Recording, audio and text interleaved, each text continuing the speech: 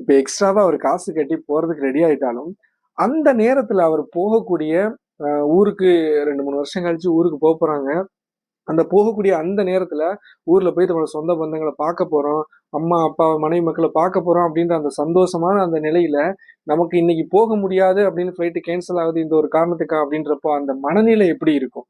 அந்த ஒரு சங்கடம், அந்த ஒரு கவலை. ஊர்ல அங்கேருந்து ஏர்போர்ட்டுக்கு வர்றதுக்கு ரெடியா இருப்பாங்க. ஏர்போர்ட்ல வந்து வெயிட் பண்ணிட்டு இருப்பாங்க. அவங்களுடைய ஃபேமிலியுடைய மனநிலை எப்படி இருக்கும்? ஆஹா நம்ம புள்ள வருதே, நம்ம கணவர் வராரே அப்படின்ட்டு வெயிட் பண்ணிட்டு இருக்கும்போது எப்படி இருக்கும் அவங்க மனநிலை?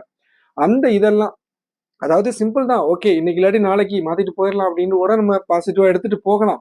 அந்த ஒரு எதிர்பார்ப்புகள நம்ம ஏமாத்திராம, நம்மளும் ஒரு தேவையில்லாத அந்த ஒரு மன அழுத்தம், அந்த போக முடியல அப்படின்ற ஒரு கவலை, இந்த மாரி விஷயங்கள்லாம் நம்ம தவிர்த்துக்கணும் அப்படின்னா, ரொம்ப கவனமா இருக்கணும் போறதுக்கு முன்னாடி.